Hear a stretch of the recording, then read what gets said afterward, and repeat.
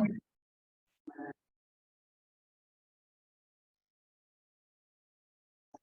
right. Well, good afternoon, everybody. Thank you for joining us today.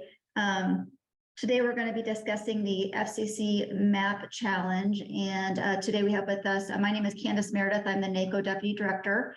And with us, we have Lash Chapin from the League of Municipalities and Oliver Borchers-Williams, who is the Broadband Coordinator for the Southeast Economic Development District. And as Lash mentioned earlier, Oliver is our resident subject matter expert here. So we are really going to lean on him to really lead this conversation and give us some guidance on what we can do as citizens to help with this challenge. So thank you, Oliver, for joining us.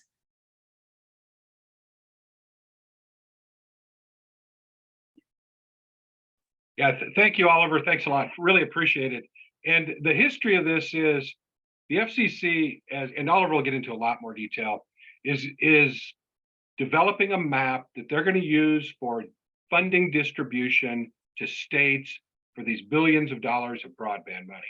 And the draft map came out mid-December, and I opened it. It was a Friday, and I opened it, and quite frankly, you look at that map, it looks like Nebraska's got the best internet in the entire world. And it shows us as completely covered. And I knew Oliver had been working locally on Nebraska maps, trying to find some user-based data to kind of find out where the internet hotspots were in Nebraska and where the internet cold spots were in Nebraska. So I immediately emailed Oliver, who was not even in the office, and said, well, I might have sworn a little bit, but I sent him an email saying, Oliver, what's the deal? And then Oliver is all over this. And so Oliver has peeled back the various onions of this map.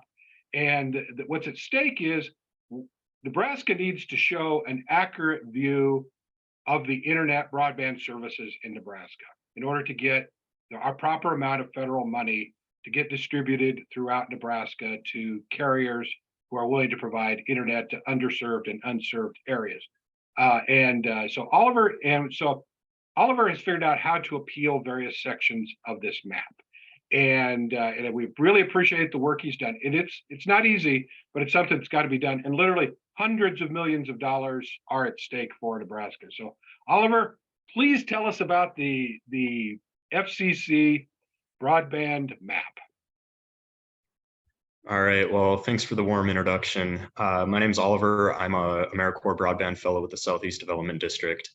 Been tackling maps since we were on the previous iteration, which is called 477. And now we've moved on to a brave new world of a location by location map. And there are a lot of wrinkles to iron out. But the reason I'm able to talk to you guys today is because the FCC has given us effectively an iron to do so. There's a very comprehensive challenge process that anyone is able to engage in and really do their part to make sure that these maps are accurate and are displaying broadband as we all know it to be in rural Nebraska. So I'll go ahead here and pull up a screen. Sure, a slideshow here. So today I'm not going to walk through the entirety of map challenges. I'm going to offer the folks on the call a very targeted approach to doing this that will ensure that the least amount of work in terms of filing challenges will ensure that as many homes as possible across the state are truly recognized as unserved. So for some key context, the reason we're talking about this in terms of getting Nebraska's fair share and getting all this federal money is because of something called BEAD, which is the Broadband Equity Access and Deployment Program. It's $42.5 billion that is set aside for last mile connectivity. The Department of Commerce will be administering it. It was created by the infrastructure bill just a little over a year ago. And the way that it works is each state will receive at minimum $100 million to be distributed out according to how they see fit. In the state of Nebraska, that's likely to be the Public Service Commission through the Nebraska Broadband Bridge Program, which we've already had 2 rounds of. So we're starting out with $100 million. That is only a fraction of $42.5 billion. And the remainder will be allocated to states based off of their share. It's allocated proportionally based off of their share of the national total of unserved locations. And we'll get into the specific definitions of unserved and underserved in a little bit here. But the key takeaway is that it's pretty much zero sum. We're either going to get what we deserve, or Texas or California or Kansas will. And each state's unserved location that they're able to find instead of another state means that the money is going to flow in that direction.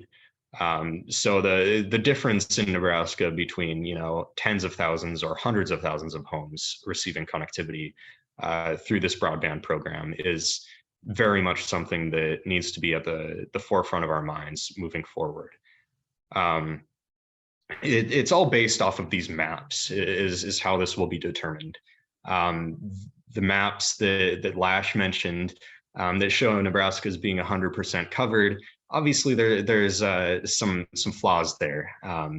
But the core idea is creating a fabric, they call it. It's a point-by-point database of every single what they call a broadband serviceable location in the country. They've done a job at it. There's a lot of iterations that it will have to go through before we can consider it to be authoritative. But the core idea is getting each house, getting each business, and then having providers report what broadband services, technologies, speeds they're able to offer at each location. Instead of going off of census blocks, instead of going off of these big tracts of land that doesn't really tell us much of anything, we're now able to drill down into each location. The really important thing to note, though, is we're really laser focused on unserved in this discussion today, because at the end of the day, these FCC maps are only going to determine how much money each state gets for BEAD and for broadband grants as a result of that. It's not going to determine what's eligible. It's not going to determine which areas can get funding. That will be the task of the Nebraska Public Service Commission as they work on the state equivalent of these maps. So right now, we just got to be laser focused on making sure that every unserved location is truly recognized as such on these maps. And exactly what unserved is on this slide here. So when we're talking about broadband, it can be delivered by various different technologies. A lot of you guys are probably familiar with all the discussion about fiber. Some of you guys might know the deficiencies of DSL or cable, and licensed, unlicensed fixed wireless and satellite are pretty ubiquitous in our rural areas. But as the feds and as the legislation have constructed this program, the coverage that is reported by satellite providers is not considered to be service. So you can have Elon Musk's SpaceX reporting, 350 megabits at your house, but that isn't going to impact what we get from this BEAD allocation because it's not considered what they call a reliable broadband technology.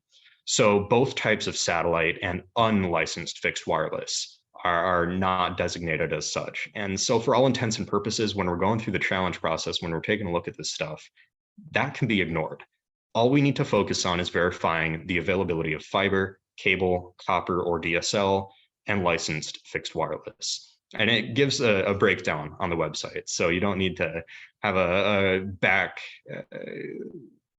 full background knowledge on FCC licensing. They'll tell you. Service is really kind of what they've determined to be what is adequate connectivity. And the bar that they've set is 100 megabits down, 20 megabits up.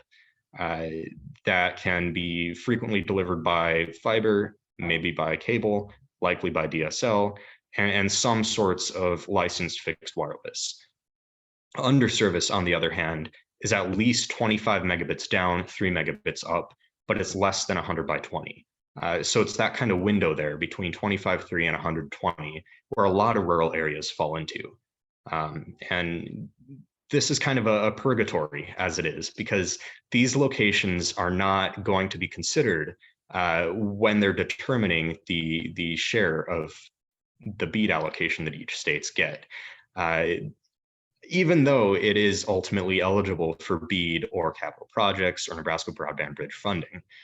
So it's kind of a middle ground. And the reason that it's so important to make sure that everything is marked as unserved rather than suspiciously marked as underserved is because unserved locations, those without access to 25.3 or with no broadband availability, that is what determines our allocation. That's the point that I'm trying to hammer home here.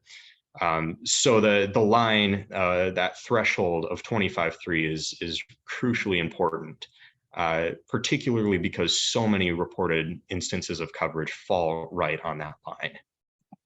Now, this is a map, just going in and grabbing the new FCC data and mapping out according to each of those service levels. Green, like a stoplight, being serviced, yellow being underserved, and red being unserved. White areas either have no locations in them or absolutely no broadband. Usually it's the former. And you can see a whole lot of green on the map, which is great, but you also see a whole lot of yellow. And as someone who's been working on this for over a year now, that raises an eyebrow. There generally isn't that much yellow on these types of maps. And that's what we're going to be talking about here. We're on a tight timeline. The maps became available on November 18th. We had Thanksgiving, we had Christmas, we had New Year's. And then, right as they released those, they said, okay, you have until mid-January to get your challenges in, which is just a brutal time frame. But I think it's achievable. The Public Service Commission has been working diligently to file another sort of challenge to these reportings that are suspect. And this group here is really key in supporting those efforts. And by mid-June, the NTIA with the Department of Commerce, they're going to start cutting these checks. They're going to look at all those unserved locations and they're going to say either, hey, Nebraska, you get 150 million or you get 300 million. It's a pretty big difference here. So in the state, a few numbers, there's 800,000 broadband serviceable locations. There are 3.5 million reported service entries that fit the criteria of reliable broadband technologies. So that's your wireline and your licensed fixed wireless. We don't need to challenge all of those, thankfully. That would be a lot of spreadsheets. I am really trying to gear this conversation and target it right at licensed fixed wireless reporting that is exactly 25.3. And across the state, there are 975,000 such instances of reported coverage. And of those, there are 65,000 locations compared to 20,000 presently unserved on the maps. There are 65,000 locations that are marked as underserved because they have quote unquote coverage from 25.3 over licensed fixed wireless. If you take that out of the equation, the best they have available is 10.1 DSL or absolutely nothing. So 65,000 is a big number, especially big considering that estimates put each unserved location that a state is able to identify will increase their BEAD allocation by about $4,000. So that's hundreds of millions of dollars that could be coming into Nebraska if we're able to get this stuff rectified. Take a look at that. That's the key number here. And almost all of those locations are in rural areas, are in small towns, are in villages. They're not in Lincoln and Omaha. So the challenge process is really complicated, and that might be by design. Jury's out on that. Key takeaway is that there are three sorts of challenges that we need to consider. There are fabric challenges, which go after the points on the map that they've determined to be, houses or businesses. And then availability and crowdsourced challenges are tackling the reporting on top of those points. So what providers are claiming to offer and the sorts of speeds and the technologies at each of those locations. And there is an important distinction between availability and crowdsourced that we'll get into in a minute. But just to clear up some of the terminology, all of these challenges can be filed individually. So individuals or representatives can go into the FCC site, click on an individual location and click either a fabric challenge or an availability challenge and file a challenge for that single location. These can also be done in bulk. So there's a licensing process, there's a registration process that you need to go through if you're going to file bulk challenges. But at the end of the day, it's also possible to create a spreadsheet with, 2 entries or 1 million entries and submit that as a challenge to the FCC in just one go. The Public Service Commission has been working diligently, as I mentioned, and to the best of my knowledge, they have filed challenges towards those 975,000 entries that I was just discussing, largely covered by US Cellular, Viero, or Northeast Colorado Telephone, and T-Mobile. The key, though, is that bulk challenges in and of themselves are not necessarily enough to make the FCC overturn this reporting, because it is a categorical abuse of the system that some of these providers are perpetrating. Individual challenges filed by communities, filed by rural residents, will really go a long way to help emphasize that these bulk challenges are valid and that there is a serious issue with the reporting from some of these providers. So that's why I'm going to direct a lot of our discussion towards individual challenges under the availability umbrella. Now, this is some of the evidence or some of the reasons and criteria that describe each sort of challenge. And what I really want to highlight is these availability challenges and the 3 specific challenges that are going to be the most effective and are going to be the most actionable in terms of correcting some of these over-reported locations. And that's that the provider isn't offering the speeds that they're claiming. You can't subscribe to that. They don't have the technology that they're claiming, and that they don't have a wireless or, I guess, satellite signal at a given location. Those 3, that's money. If we're able to file challenges for locations that are over-reported with one of those 3 challenge criteria, then there's a good chance that we'll get some locations truly recognized as unserved. So evidence is a useful part of this. It's optional, but it's highly recommended, and it's thankfully pretty easy to gather. So for those 3 providers that I mentioned, US Cellular, Viero, and T-Mobile, just go to their website, navigate to their home internet page. It's called different things under each of them, but generally it's in-home or home internet or home connect or something along those lines. Start a chat with a customer service representative. They're usually right there. They're pretty helpful. And ask specifically. You don't need to ask too many questions. You don't need to have a technical knowledge, but ask specifically about the download speed that's available at a given location. So if you're in a town, if you're in a zip code, they might ask you that. They might ask for your street address, but just ask about the download speeds at a location. And when they tell you that, oh, obviously it's not 25 megabits, screenshot that, save it as a PDF, and then you'll upload it in the challenge process that I'll walk you through here in a second. For an example of that, this is a chat that I had yesterday with a Viero representative asking about service in Carlton in Thayer County. They're reporting 25.3 as they do across the entirety of the state, pretty much. And you see Bill there saying, it's only 15 megabits. That seems like an issue. That's evidence for a challenge. Clearly not 25. The same goes for US Cellular. This was Supervisor Haxby in Gage County having a chat with one of their customer service representatives last week. And as you can see there, even though they're reporting 25.3 coverage, they're only able to offer 11 to 20 megabits down. So really strong evidence for the sort of challenges that we're looking to get filed that will actually mark a lot of areas as truly unserved. We'll go back here. I've embedded the FCC's website. So this is broadbandmap.fcc.gov. It's pretty easy to navigate to. And I'll just walk you guys through what a challenge looks like.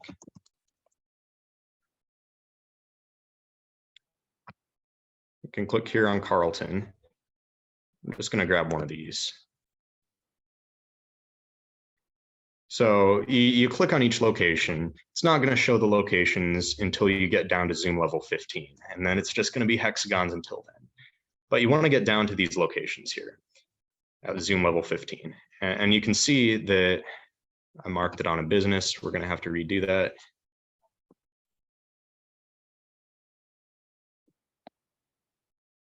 Here we go. Perfect. All right. So up here, We have it marked as residential.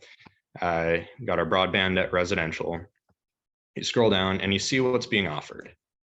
So when we're talking about our reliable broadband technologies, for all intents and purposes, ignore this GSO satellite, ignore this NGSO satellite, ignore that satellite as well, and focus only on your licensed fixed wireless and your copper, cable, fiber.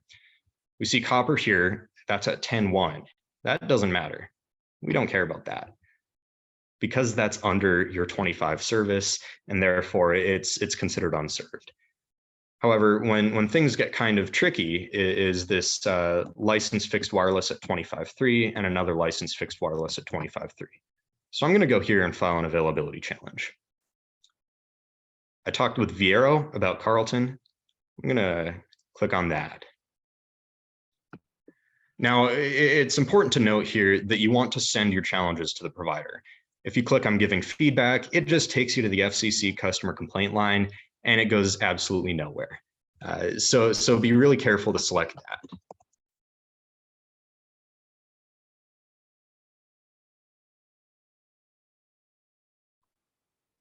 Now, as I mentioned, there's 3 challenge types that are money, as it were.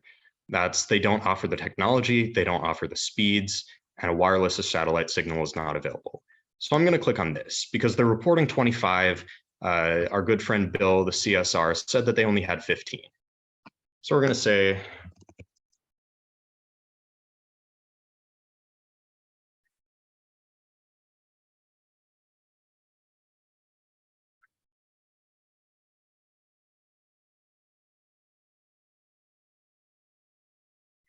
that. And I have the PDF ready to go.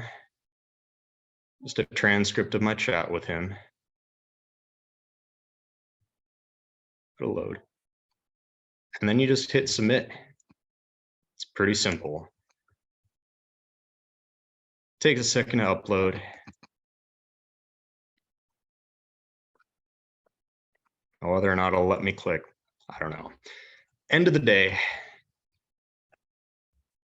there's a lot of things that need to happen at the national level before this is truly recognized as a problem. And we have the ability to accomplish that by filing these sorts of individual challenges. So work within your communities, do it yourself even. Talk to those CSRs, get things squared away, figure out if their speeds are actually available, and just go through this process. It's pretty simple. It's like 5 fields to fill out, and hit submit. They'll probably send you an email with a confirmation, and it'll go through the process. The provider may or may not concede the challenge, or they might rebut it. Generally, I've seen very few instances of a provider rebutting a challenge. Almost every time I've seen them conceding them, which is great news. So gather that data, gather that evidence, look within your communities, get your neighbors, get your constituents, get your friends, get your family, and have them go through this process. And that will be a huge difference maker for Nebraska. We'll have a lot more money and a lot more funding available for this broadband infrastructure deployment, which is a complete game changer for many of our rural communities. I'll just stop the share there. There's not much more to it. It seems daunting. It seems complex at the front of it. But ultimately, we have all of the resources that we need as representatives of communities, as representatives of counties, as engaged citizens.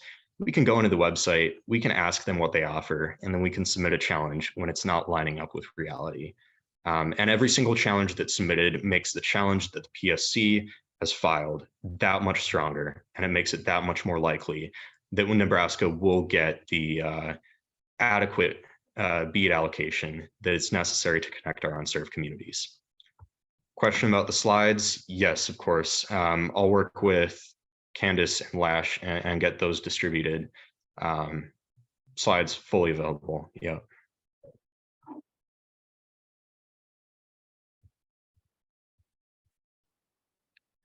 Throttling is a good question. I know a number of those cellular providers and even some fixed broadband providers, they like to throttle their speeds. I might have the numbers mixed up between the two, but Viera slows you down if you use, more than 15 gigabytes in a day.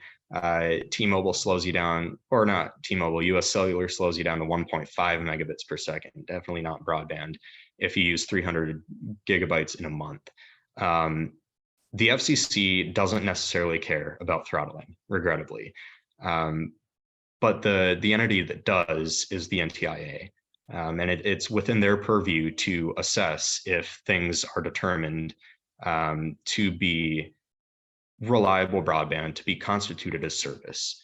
And when it comes down to it, if you file a challenge that says, I'm not getting the speeds I want, that'll go to the FCC customer complaint line, but you can make it really clear that, you're getting throttled for just normal internet use. And that's also another point in our column, as it were, because they're going to take a look at that. They might not mark it as unserved, but it will be very useful to have that information on record. Index of colors, yes, I'll stick a legend on there before I send the slides out.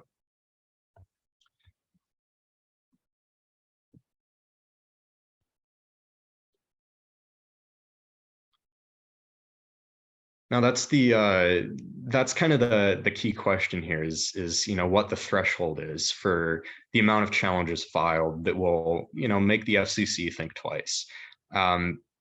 Answer is who knows. The Nebraska Public Service Commission, as I noted, they filed 1 million challenges. They've attacked all of these entries that are at 25.3 by these cellular providers that are claiming to offer in-home broadband. Which, that should make a really important thing. But the more challenges that individuals can file in a community, even if it's 2, even if it's 5, that will still be really impactful, positive in terms of getting these allocations rectified. All right, is this only going to affect broadband? What about DSL? CenturyLink, yeah. Wireline infrastructure is a little bit more difficult to classify in terms of this. When it comes down to it, if you go for a subscription, if you go to this website and try to get a speed and it's not what they're claiming on the map, that's a challenge. It doesn't necessarily have to be a cellular provider. And the deficiencies of DSL infrastructure are very much acknowledged, especially in rural areas, by these new maps, but there's still room to be improved in terms of the speeds that they're reporting, and they're definitely still overstating the capacity on DSL. So it's also worth taking a look at individually. What about data caps that increase the price? That's another question that would be useful to file in terms of a customer complaint type challenge. I'm giving feedback rather than send this challenge to the provider, and make a note of the fact that you're getting hit with a $200 a month bill that is just resulting from normal usage. So certainly worth getting on the record. May not cause a location to move from served to underserved or underserved to unserved, but nonetheless good to get on the record. Best way to get the word out to the communities. Definitely ahead of the ball there, getting it in the paper and the radio station. That's certainly a key venue to amplify this. I'm not an expert on outreach. I wish I were, but certainly getting those started, mobilizing schools. Schools can be really key players in this. They started to be a really important discussion in terms of learning from home during COVID. And that momentum has kind of continued as it's been recognized that a lot of students have inadequate connectivity. So schools would be very useful. I would imagine a lot of community groups, the Legion, AFW, those would be great places to stick up a flyer or something along those lines. Wish I had more on that, but Let's see where else.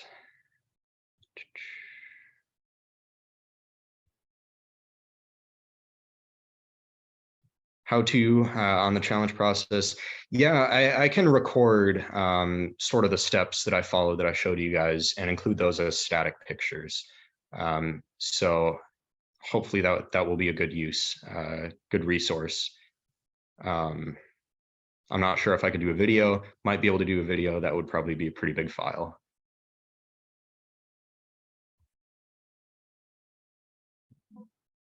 Oliver, we can help you record and then link it into a YouTube video, if that's something you'd be interested in. Yeah, I mean, that would certainly work as well. Why not both pictures and video? Yeah. All right, well, thank you, everybody. Yes, the January 13th deadline, we don't have a lot of time, yeah.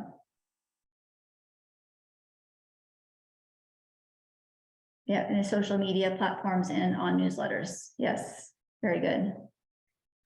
Well, thank you to everybody in attendance. We really appreciate it and helping spread the word about this to the citizens of Nebraska. So, and thank you so much, Oliver. We really appreciate you taking the time to visit with us about this very important topic today. All right, everybody, you take care.